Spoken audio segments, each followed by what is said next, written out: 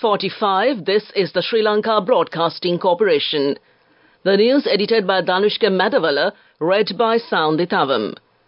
Minister Dr. Bandula Gunawardena says it is important to use the natural resources effectively and protect the environment for the future generations. The Department of Examinations has announced dates for the GCE A-Level and O-Level and also the Grade 5 exams. Tourist arrivals topped 200,000 for the third consecutive month. Tea growers to be benefited from lower-priced fertilizer provided by the government-owned companies. President Wickremesinghe pledges to safeguard Sri Lanka's economic initiatives in the Indian Ocean. In foreign news, Hamas says 7 hostages killed in Gaza. And in sports, Christian Coleman beats Noah Lyles to 60 meters gold at the World Athletics Indoor Championships. Minister Dr. Bandula Gunawardena said that environment should be protected for the sustainability of the world. It is important to use the natural resources effectively and protect the environment for the future generations. The minister was addressing the construction of the first ever railway underpass to conserve an elephant corridor yesterday. The railway underpass was commenced in the Gatadula area in Galgamoor yesterday. The project was launched under the auspices of the Minister of Transportation, Dr. Bandula Gunawardena. It is reported that the government had decided to commence the construction of the underpasses due to the high number of elephant deaths as a result of colliding with trains. Accordingly, the government is set to identify elephant corridors along railway tracks to build the underpass. The Department of Examination has announced the dates for the GCE A-Level, O-Level and Grade 5 exams. The scheduled dates for the GCE Ordinary Level 2023 examinations are from 6th to the 15th of May 2024. The Grade 5 scholarship exam will be held on the 15th of September and the GCE Advanced Level examination will be held from the 25th of November to the 20th of December. Meanwhile, the Ministry of Education has announced the opening of applications for school admissions based on the re-scrutinized results of the 2023 Grade 5 scholarship examination. Issuing a statement, the Education Ministry said that the Department of Examinations has already released the re-scrutinized results of the relevant examination. The ministry further said that accordingly schools will open admissions for students based on the revised results. Stating that application forms have already been issued to school principals, the ministry urged parents to obtain the form from the schools in which their children had sat for the scholarship examination. The Education Ministry added that the completed application forms must be returned to the school principal on or before March 7, 2024. Sri Lanka tourism welcomed over 10,000 tourists on a single day on the 24th of February, marking the highest number of daily arrivals after COVID-19, while registering over 200,000 visitors during the month. The country saw over 200,000 tourists for 3 consecutive months, marking a robust uptick in arrivals after 4 years. During the first 27 days of February, Sri Lanka welcomed 204,484 tourists, propelling the year's year-to-date arrivals to 412,737. This achievement exceeds the number recorded for the entire month of February in 2023, which stood at 107,639. February also witnessed a consistent upward trend in the first 3 weeks, with over 52,000 tourists and peaking at 55,537 in the third week. This news broadcast comes to you from the Sri Lanka Broadcasting Corporation. The Minister of Agriculture and Plantation Industries, Mahinda Amaraveera, has announced that the government-owned fertilizer companies will offer high-quality tea fertilizer to growers at a discounted rate compared to the market price. Additionally, he revealed that the Agritech 24 Agricultural Technology Vision exhibition will commence today at the Agritech Park in Bhattata, Hambantota, in conjunction with the 37th Asia Pacific Conference of the Food and Agriculture Organization. Addressing a press briefing at the Presidential Media Center on the theme Collective Path to a Stable Country held yesterday, the minister elaborated that the current hot weather conditions prevailing across the island have led to an overflow of water springs. Considering the situation, farmers are urged to complete the cultivation of their entire paddy lands within a single day. President Ranil Wickremesinghe emphasized that the Sri Lanka Navy has been entrusted with the responsibility of safeguarding Sri Lanka's oceanic territories, including the Indian Ocean region. He underscored that the nation's economic initiatives will not be permitted to suffer any harm in the Indian Ocean. Additionally, the President highlighted the historical context of the closure of the Suez Canal for a decade during the 1967 Israeli-Arab War and its effects on the Colombo port's operations. He emphasized the imperative of ensuring the security of the Suez Canal and the Red Sea to safeguard the economic interests of the country's ports. President Ranil Wickremesinghe made these comments while delivering a speech at the Presidential Fleet Review of the Sri Lanka Navy held yesterday at the Trincomalee Harbour. As the Commander-in-Chief, President Ranil Wickremesinghe was warmly welcomed with a guard of honour by the Sri Lanka Navy upon his arrival at the Trincomalee Naval Base. During the ceremony, the President awarded the President's colours to the Sri Lanka Navy's Special Boat Squadron for their dedicated efforts in advancing the country's maritime aspirations and ensuring the security of Sri Lanka's oceanic territories. That concludes local news. The main news story is brought to you by Sinhala Vedamahatmya. The chairman of the Board of Investment of Sri Lanka and the Colombo Port City Economic Commission, Dinesh Virakodi, concluded a series of highly productive sector-specific meetings during his visit to the United Kingdom in February 2024. The meetings, held at the Sri Lanka High Commission and at the Sri Lanka residence in the UK on 24th February, were aimed at strengthening Sri Lanka-UK economic ties and exploring strategic partnerships between the two countries. The chairman, together with the Sri Lanka High Commissioner to the UK, Rohitha Bogolagama, engaged in focused discussions with key organisations representing various sectors, fostering dialogue on potential collaborations and investment opportunities. That came to you in the main news story. The main news story was brought to you by Sinhala Vedamahatmya. Moving on to Watchlight, even though the gas prices in the world market fluctuate, Litrogas Lanka Limited has decided not to effect a price revision for this month. Litrogas Lanka chairman Muditha Piris told the media that the company had decided to continue the gas prices announced for February for this month as well, and came to you in Watchlight. Coming up, World News.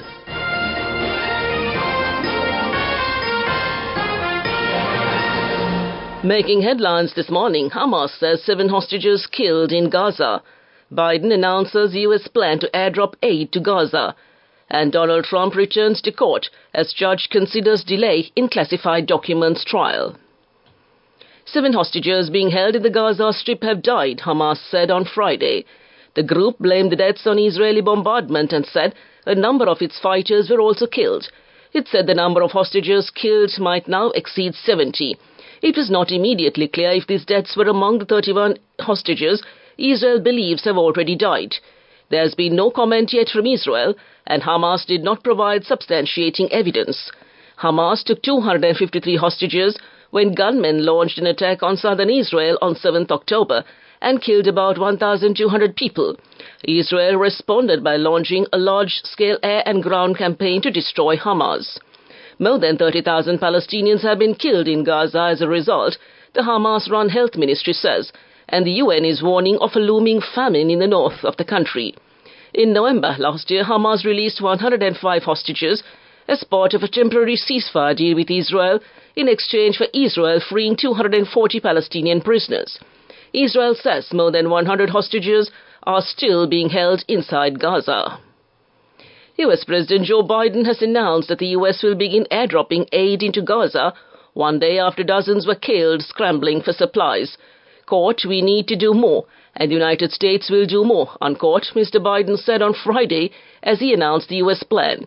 The decision comes amid tense ceasefire negotiations and as political pressure builds for Mr. Biden to help curtail Israel's operation in Gaza. Airdrops have been criticized by aid groups as costly and insufficient. On Thursday, at least 112 Palestinians were killed and more than 760 injured as they crowded around 8 lorries entering Gaza City.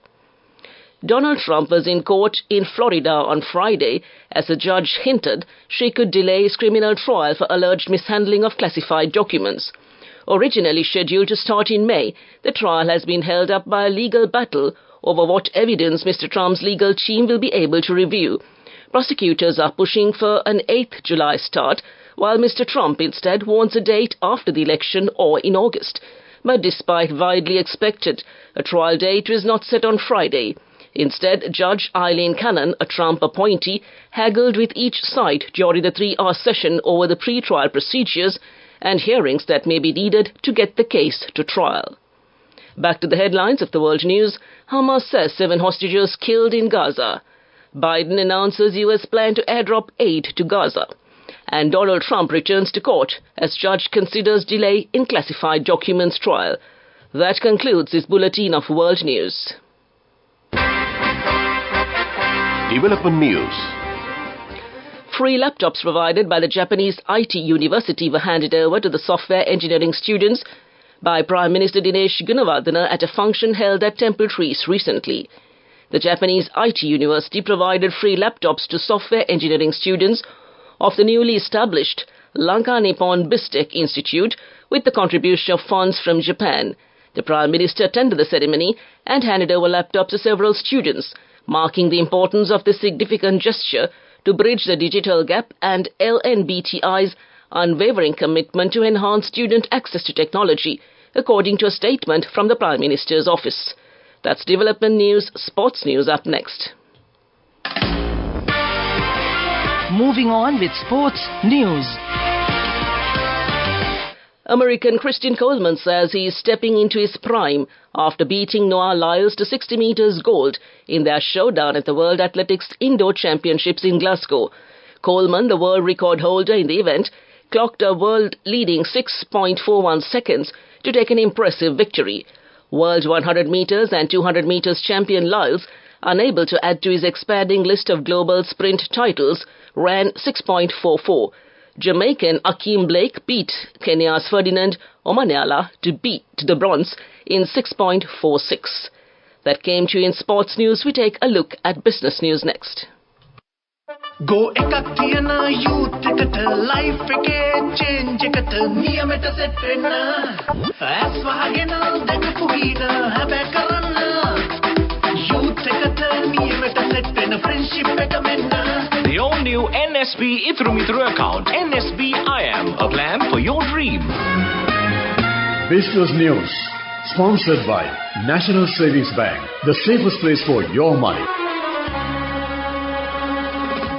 Elon Musk is suing OpenAI, the makers of ChatGPT, arguing it has breached the principles he agreed to when he helped found it in 2015.